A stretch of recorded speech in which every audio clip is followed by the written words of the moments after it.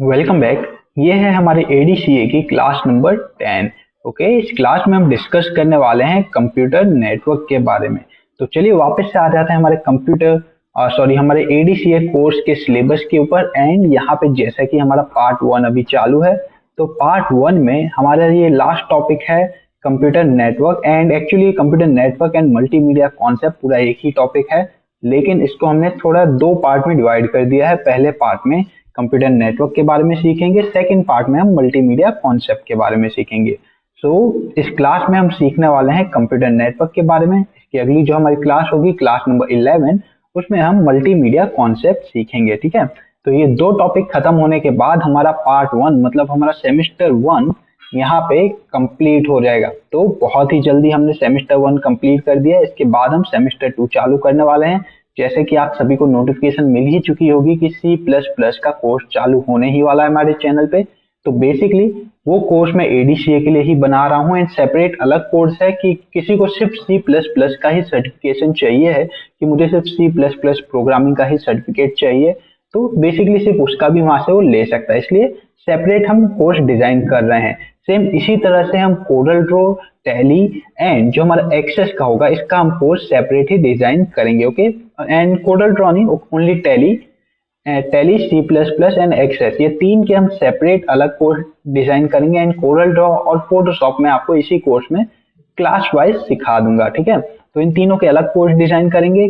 C++ का आपको पता ही होगा, कोर्स आने वाला है बहुत ही जल्द। जैसे ये फेस्टिवल टाइम निकलता है दिवाली, उसके बाद हम इसका कोर्स चालू कर देंगे। ओके, तो चलिए अब आगे बढ़ते हैं। यहाँ पे आ जाते हैं हमारी क्लास नंबर 10 के ऊपर, स्टार्ट कर देते हैं। तो सबसे पहला, जब हमारे माइंड में कंप्यूटर नेटवर्क के बारे में कोई भी ख्याल आता है, तो सबसे पहला थॉट आता है कि कंप्यूटर नेटवर्क आखिर होता क्या है। तो बेसिकली मैं बता देता हूं, अगर दो या उससे ज्यादा कंप्यूटर आपस में कनेक्ट होते हैं, तो बेसिकली वो कंप्यूटर नेटवर्क के मीडियम से होते हैं। अगर आपके कंप्यूटर से आपका प्रिंटर कनेक्ट है, या फिर आपका राउटर कनेक्ट है, या फिर कोई और डिवाइस आपके कंप्यूटर से कनेक्ट है, तो बेसिकली जिस मदद से वो कनेक्ट होते हैं, जिस वजह से वो कनेक्ट होते हैं, उसे हम कहते हैं नेटवर्क, कि ये हमारा नेटवर्क के थ्रू कनेक्ट है। ओके, तो चलिए डेफिनेशन की देख लेते हैं। A computer network is a set of device connected through link. Okay, तो कंप्यूटर नेटवर्क एक डिवाइस का सेट है जो किसी लिंक के थ्रू कनेक्ट होता है। उस लिंक को हम नेटवर्क कहते हैं। A node can be computer, printer or any other device capable of sending or receiving data। तो वो डिवाइस जो सेंडिंग और रिसीविंग मतलब कोई भी डेटा को भेज या रिसीव कर सकता है, उसे हम अपने कंप्यूटर की मदद से, नेटवर्क की मदद से कनेक्ट कर सकते हैं। Okay, the link connecting the node are known as communication channel. तो जो लिंक नोड को कनेक्ट करती है, उसे हम कम्युनिकेशन चैनल कहते हैं। ठीक है, नेक्स्ट आ जाते हैं अगली डेफिनेशन की तरफ।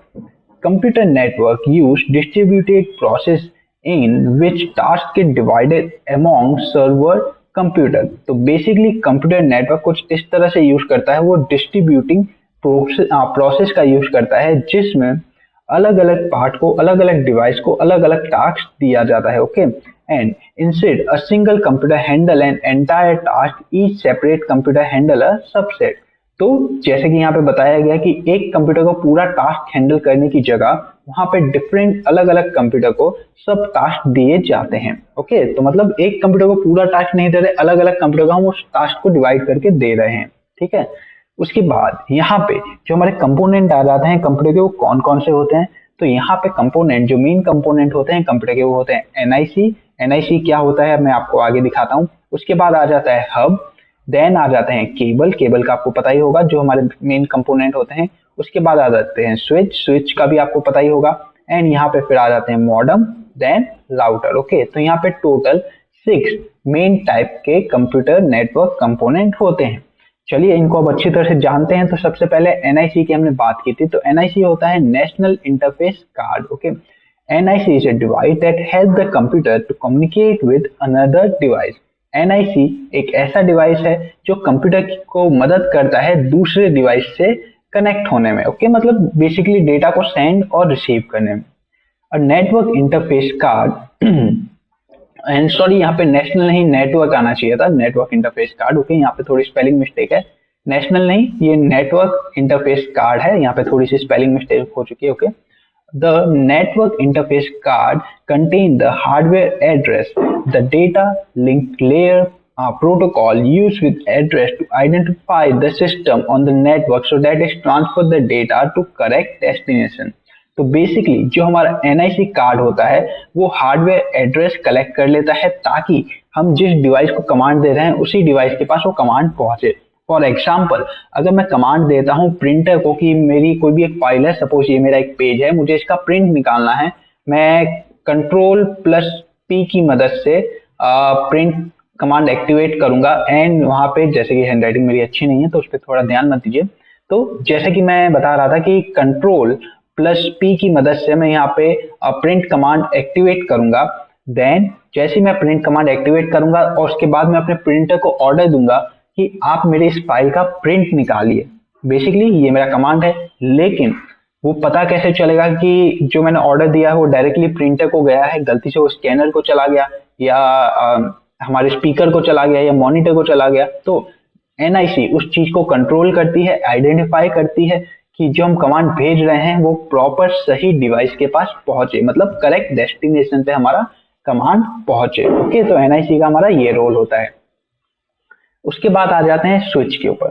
Switch is a network device that group all the device over the network to transfer the data to another device. Basically यहाँ पे आपको मैंने स्विच का एक छोटा सा डायग्राम दिखाया हुआ है कि स्विच यहाँ पे इस कंप्यूटर से कनेक्टेड है, उसके बाद ये स्विच दूसरे स्विच से कनेक्टेड है, तीसरे स्विच से कनेक्टेड है एंड ये बाकी सब चीजों से कनेक्ट हो रहे हैं। जैसे कि ये वाला स्विच है, ये इन 3 कंप्यूटर से कनेक्टेड है। ओके, तो बेसिकली स्विच मदद करता है डेटा को ट्रांसफर करने में एक डिवाइस से दूसरे डिवाइस की तरफ। मतलब जैसे कि मुझे इस पीसी से इस पीसी में डेटा ट्रांसफर करना है तो ये मेरा जो रूट होगा वो स्विच से होके यहाँ पे जाएगा। मैं डायरेक्टली इस पीसी से इस पीसी में डेटा ट्रांसफर नहीं कर सकता, मुझे मदद चाहिए बीच में एक स्विच की या फिर एक हब की। ओके, तो हब और स्विच की मदद से हम डेटा को ट्रांसफर कर सकते हैं एक कंप्यूटर से दूसरे कंप्यूटर तक, मतलब एक डिवाइस से अनदर डिवाइस तक। Okay, a switch is a better than hub as does not broadcast message over the network, it send the message to the device for which it belong to। Okay, तो basically जो hub हमारा काम करता है, आगे हम hub की definition जानने वाले हैं। तो जब भी हम डेटा को हब में भेजते हैं तो हब उसे भेजता है नेटवर्क में, मतलब राउटर में उसे भेजता है, उसके बाद राउटर से दूसरे डिवाइस तक हमारा जो डेटा होता है वो ट्रांसफर होता है। लेकिन स्विच क्या करता है, स्विच डायरेक्टली हम जैसे इस कंप्यूटर से इस कंप्यूटर में भेजना है तो स्विच पहले यहाँ पे आएगा एंड एक बार मैं इरेज कर देता हूँ। ओके, तो जब हमें फॉर एग्जांपल इस कंप्यूटर से इस कंप्यूटर में डेटा भेजना है तो हम क्या करेंगे, डेटा को भेजेंगे, डेटा पहले जाएगा स्विच में, उसके बाद जाएगा हमारे दूसरे पीसी की तरफ। ओके, सो बेसिकली ये इस तरह से काम करता है। लेकिन अगर मैं हब की बात करूं तो पहले हमारा जो डेटा जाएगा ये जाएगा हब में, हब के बाद हमारा डेटा जाएगा स्विच में या फिर वो जाएगा राउटर में। ओके, यहाँ पे 2 ऑप्शन हो जाते हैं, स्विच या राउटर। उसके बाद हमारा डेटा जाएगा पीसी में। ओके, तो यहाँ पे थोड़ा सा लेंथी प्रोसेस हो जाता है, लेकिन प्रोसेस सभी के फास्ट होते हैं, चाहे मैं स्विच की बात करूँ हब की। तो लेकिन जो हमारे कंप्यूटर की लैंग्वेज होती है, कंप्यूटर की लैंग्वेज में जो हमारा स्विच का प्रोसेस होता है वो डायरेक्ट होता है, मतलब किसी और के थ्रू नहीं होता। ओके, ब्रॉडकास्ट नहीं होता मैसेज नेटवर्क के through, it directly send message device from which it belong to. Therefore, we can say that switch can send message directly from source to destination। तो डायरेक्ट हम कह सकते हैं कि हमने सोर्स से मैसेज लिया, डायरेक्ट डेस्टिनेशन तक पहुंचा दिया। बीच में जैसे राउटर भी नहीं आता, मॉडेम भी नहीं आता, हमारा हब भी नहीं आता, कुछ और वहां पे नहीं आता है, only source and destination. Okay, तो स्विच इस तरह से मदद करता है, बीच में और किसी को इंक्लूड नहीं करता, डायरेक्ट हमारा जो भी इंफॉर्मेशन है, जो भी हमारा डेटा है, डेटा को सोर्स स्टेशन से डायरेक्ट डेस्टिनेशन स्टेशन पे पहुंचा देता है। उसके बाद हब की बात करते हैं। Hub is a central device that split the network connection into multiple device. When computer required for information from a computer, it send the request to hub. Hub distribute the request to all the interconnected computer. तो जैसे कि आपको मैंने यहाँ पे example में बताया ही था, इसको हम वापस से इरेज कर देते हैं।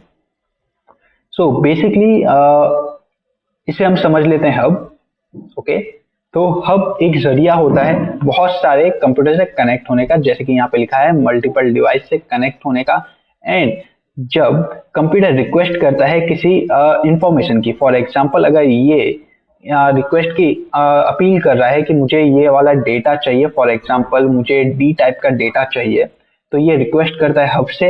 हब सभी कंप्यूटर तक उस रिक्वेस्ट को पहुंचाता है, इस तक इस तक इस तक। उसके बाद जब वो रिक्वेस्ट, जैसे कि फॉर एग्जांपल ये वाला कंप्यूटर पूरी करने के लिए रेडी हो जाता है, तो उसका डेटा होता है वो डायरेक्टली इस पीसी को वो नहीं भेज सकता। उसे क्या करना पड़ेगा, उसे भेजना पड़ेगा पहले स्विच के पास, स्विच पहुंचाएगा हब के पास, हब पहुंचाएगा वापस पीसी के पास। ओके, तो ये जो प्रोसेस हो जाता है वो लेंदी हो जाता है। एंड जो इन्फॉर्मेशन डिमांड की है, डिमांड का प्रोसेस भी कुछ इसी तरह से हो जाता है। हब को हम डिमांड करते हैं, हब दूसरे डिवाइस को पहुंचाता है। फॉर एग्जाम्पल अगर उसने राउटर को पहुंचा दिया, राउटर पहुंचाएगा स्विच को, स्विच पहुंचाएगा पीसी को। ओके, तो इसका जो चेन हो जाता है थोड़ा सा लंबा हो जाता है, एंड स्विच वहां पे डायरेक्टली एक डिवाइस से दूसरे डिवाइस में इंफॉर्मेशन प्रोवाइड कर देता है।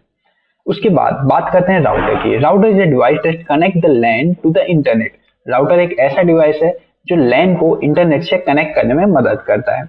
A router is mainly used for connect the distant network or connect the internet to multiple computer। तो बेसिकली राउटर का हम यूज इसीलिए करते हैं, उसके पीछे कुछ इस टाइप के आपको मल्टीपल पोर्ट देखने के लिए मिल जाते हैं, जिसकी मदद से आप एक से ज्यादा डिवाइस में इंटरनेट या फिर उसको नेटवर्क के थ्रू कनेक्ट करने में मदद कर सकते हैं। तो बेसिकली लैन की मदद से हम राउटर को कनेक्ट करते हैं अपने पीसी के साथ। सो एक से ज्यादा हम कनेक्ट करते हैं तो वो आपस में भी इंटरकनेक्ट हो जाते हैं। पीसी हमको उसमें डेटा ट्रांसफर करना हो तो बेसिकली हम उसकी मदद से कर सकते हैं। उसके बाद बात करते हैं मॉडेम की। Modem connect the computer to the internet over the existing telephone line. Basically जो मॉडेम होता है वो कंप्यूटर को इंटरनेट से कनेक्ट करने में मदद करता है। किसकी मदद से? टेलीफोन लाइन की मदद से। Modem is not integrated with computer motherboard. Modem होता है वो कंप्यूटर के मदरबोर्ड के अंदर नहीं होता। Modem is separate part on the PC slot found on the motherboard. Separate एक अलग पार्ट होता है तो मदरबोर्ड के साथ मिलता है या मदरबोर्ड पे पाया जाता है। ओके, लेकिन वो इंटीग्रेटेड नहीं होता, वो एक्सटर्नल होता है। उसके बाद अब बात करते हैं हमारे कंप्यूटर नेटवर्क के टाइप की। तो बेसिकली इन सभी टाइप को आपने बहुत ही अच्छी तरह से जाना होगा, कहीं पढ़ा होगा कि कंप्यूटर नेटवर्क के मेन 4 टाइप होते हैं। 10 से ज्यादा टाइप होते हैं नेटवर्क के, पहले मैं आपको क्लियर कर देता हूँ। लेकिन जो मेन टाइप होते हैं वो हमारे 4 मेन टाइप होते हैं। तो सबसे पहला आ जाता है लैन नेटवर्क, मतलब लोकल एरिया नेटवर्क। उसके बाद आ जाता है पैन नेटवर्क, मतलब पर्सनल एरिया नेटवर्क। उसके बाद आ जाता है मैन नेटवर्क, मतलब मेट्रोपॉलिटन एरिया नेटवर्क। उसके बाद आ जाता है वैन नेटवर्क, मतलब वाइड एरिया नेटवर्क। तो स्टार्ट करते हैं लैन से, सॉरी पैन नेटवर्क से हम स्टार्ट करते हैं, जो है personal area network. PAN is a computer network formed around a person. It generally consists of computer, mobile, personal digital assistant.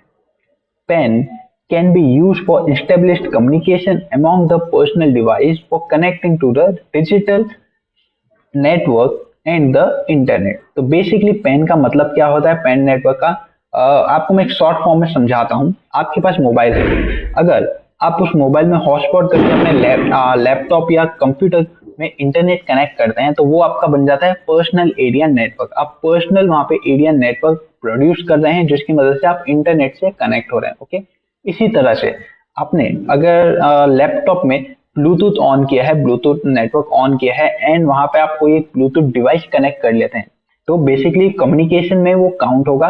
तो वहां पे जो आप नेटवर्क क्रिएट कर रहे हैं अपने ब्लूटूथ डिवाइस एंड अपने पीसी के ब्लूटूथ से, वो बन जाता है पर्सनल एरिया नेटवर्क। ओके, तो example of personal networking are USB, computer, phone, tablet, printer and PDA. PDA का मतलब होता है पर्सनल डिजिटल असिस्टेंट, जैसा कि आपको मैंने बता ही दिया था। ओके, इस टाइप के। एंड यहाँ पे ब्लूटूथ भी आप लिख सकते हैं, वाईफाई, हॉटस्पॉट, वो जो लिखना चाहें वो सभी पर्सनल एरिया नेटवर्क में आते हैं। उसके बाद बात करते हैं लोकल एरिया नेटवर्क की। LAN is a group of computer and peripheral device which are connected in the limited area such as school, laboratory, home and office building. It is a wide useful network for sharing resource like file, printer, game and other applications. The simplest type of LAN network is connected to the computer and printer in someone's office or home. In general, LAN will be used as one type of transmission medium. It is a network which consists of less than 5,000 interconnected devices across several buildings. तो basically जो हमारा local area network होता है वो एक computer से दूसरे computer में कनेक्ट करने के काम आता है, ये आप सबको पता ही होगा। एंड उसकी मदद से हम इंटरनेट भी कनेक्ट कर सकते हैं एक कंप्यूटर से दूसरे कंप्यूटर तक, मतलब पास कर सकते हैं। ओके, एंड ये यूज किस में होता है, जैसे कि आपका कोई स्मॉल बिजनेस हो या फिर आपका स्कूल हो, स्कूल में आपने देखा होगा कंप्यूटर लैब होती हैं, कंप्यूटर लैब को आपस में कनेक्ट करके रखते हैं उसके जितने भी कंप्यूटर होते हैं, ताकि हम किसी भी एक कंप्यूटर से दूसरे कंप्यूटर में डेटा ट्रांसफर कर पाए। तो बेसिकली हम उसे किस तरह से कनेक्ट करते हैं, हम उसे कनेक्ट करते हैं लोकल एरिया नेटवर्क की मदद से। ओके, तो बेसिकली 5000 से कम interconnection device local area network allow करता है। ओके, एंड यहाँ पे जो एग्जांपल दिए हैं, जैसे कि एग्जांपल आपको ऊपर भी देखने के लिए मिल गया, स्कूल, घर पे, लाइब्रेरी में, लेबोरेटरी में, कॉलेज में, ऑफिस में, जहाँ पे भी हमें एक से ज्यादा कंप्यूटर को आपस में कनेक्ट करना होता है, वहां पे हम लोकल एरिया नेटवर्क का यूज करते हैं, मतलब लैन नेटवर्क का यूज करते हैं, जिसकी मदद से हम बहुत सारे पीसीस को आपस में कनेक्ट कर सकते हैं। ओके, उसके बाद आ जाता है वैन नेटवर्क। वैन is another important computer network that with it spread across a large geographical area. WAN network can be connected of the LAN which connect to another LAN using telephone line or radio wave, is mostly limited to enterprise or organization. The most common example of WAN is internet. Okay, तो basically यहाँ पे मैं बस इतना ही कहना चाहता हूँ कि जैसे कि मैंने आपको लैन समझाया। ओके, अगर एक लैन में सपोज कि 10-15 पीसीस कनेक्टेड हैं, ओके, तो जैसे कि मैंने एक लैन बता दी, उसी तरह से अगर 1 2 3 4 या 5 या 6, मतलब एक से ज्यादा लैन अगर आपस में कनेक्टेड होते हैं तो वो बन जाते हैं वैन network. Okay, wide area network, बस इतनी सी डेफिनेशन है। अगर एक से ज्यादा लैन नेटवर्क आपस में कनेक्टेड होते हैं, जैसे कि हमारे इस पॉइंट में लिखा है, WAN network system could be connected of LAN which consist of another LAN using telephone line or radio wave।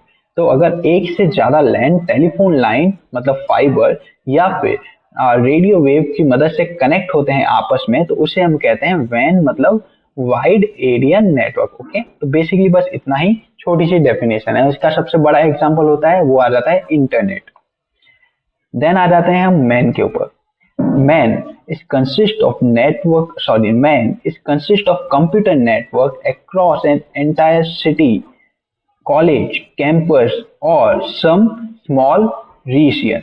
This type of network is larger than LAN network, which is mostly limited to single building or site. Depending up, Depending upon the type of configuration, this type of network allow you to cover the area with several mile to 10 of miles. Okay, example of main network in town, city, single large city, a large area within multiple business. तो जो हमारा main network होता है, basically वो बहुत ही बड़े area में फैला हुआ होता है।